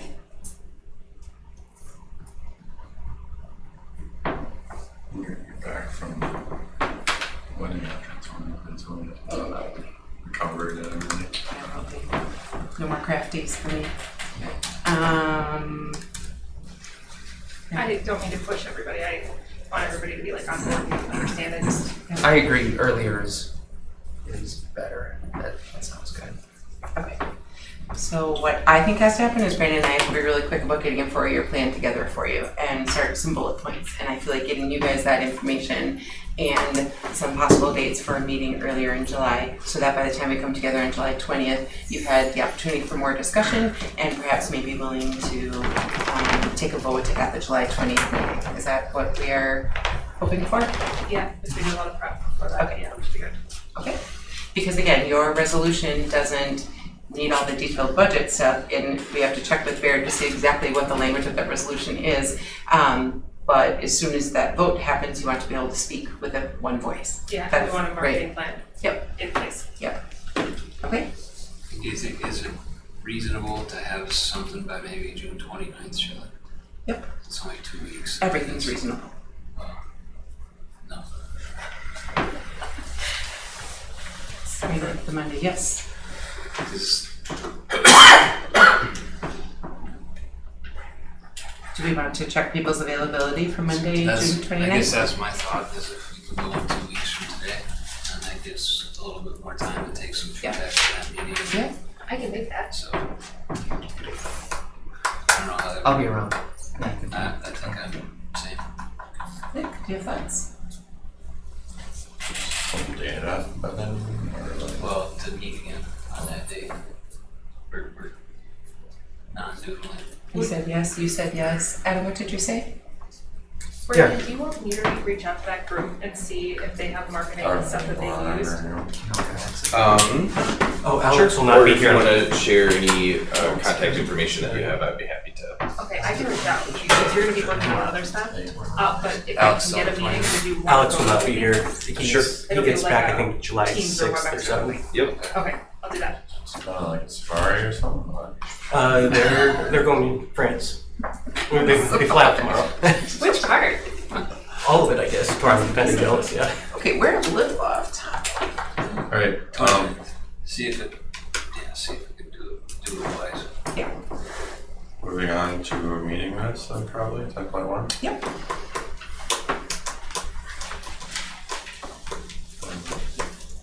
So I move to approve meeting minutes from last month. Yeah, second. All in favor of approving the meeting minutes from last month? You can say aye. I, All opposed? Meeting minutes passed. 10.2, district administrator report. Just two quick things. Included in your packet was the CISA4 annual report. That is just for your information, so you see the breadth of work that CISA works on. So that was just an FYI. And I don't know if you have noticed, but a lot of community members have noticed that our big sign outside of the high school is dark. And it is dark since a storm. And so Brandon's going to give you a quick update on the sign. Yes, so the sign, I'm gonna forget the date off the top of my head, but in April, it was noticed that the sign was no longer working. Thought it was just a 10-year-old sign, and just went old and crashed. So we started figuring out, what would it cost to replace this sign. We found that at the fairgrounds across the road, their sign also went out. And we went back to the day when we noticed that our sign went out and there was a thunderstorm in the area. And so we are thinking it's possible that a lightning strike may have taken it out. Because of that, we were thinking about an insurance claim. In addition to getting quotes for replacing the sign with the motherboard that was fried from potentially a lightning strike was about 30, different options between 30 and 40,000, about 35,000 for the middle of the road options. And so wanted to report that to our insurance carrier to see how they could help with an insurance claim. But the signs that they make now, 10 years later, are higher quality, higher price. What the insurance company would replace is lower quality, lower price. In addition, we have a $25,000 deductible because we haven't had a claim yet this year. And so if you take the $25,000 claim on a $35,000 sign and the potential for raising our property insurance for the next year, we've elected to not do a property claim and pay for the sign out of pocket. Can you just replace the board or something? Yeah, we're not going to tear down the physical structure will stay, but both of the, it's a two-sided, so it's, the panels plus all the brains inside of it need to be replaced. Not much. So right now it looks like a big statue that does nothing for us. And there's a lot of people in this community that like that sign because I get a lot of feedback from people. Did your person quit that does the sign? No, the sign isn't working. The sign quit. The sign quit. Okay. So just wanted you to know in case you are also getting feedback from the sign being dark. That is all that I had for tonight. Okay. 10.3, WASB, other conferences, workshops, anything? None.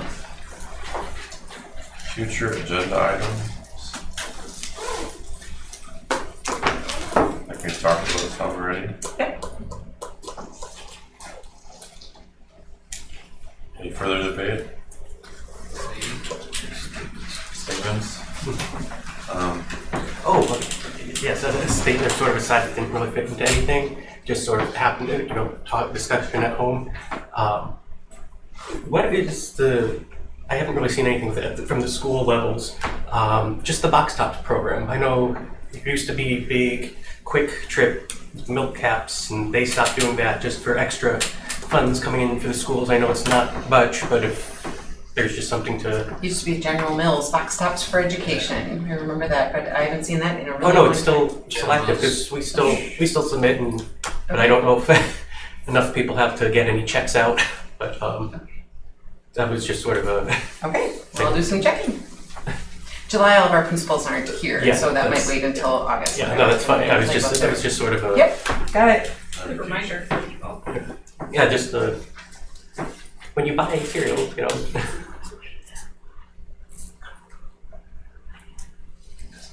Alright, looks like the next item of business is adjournment. So I'll move to adjourn.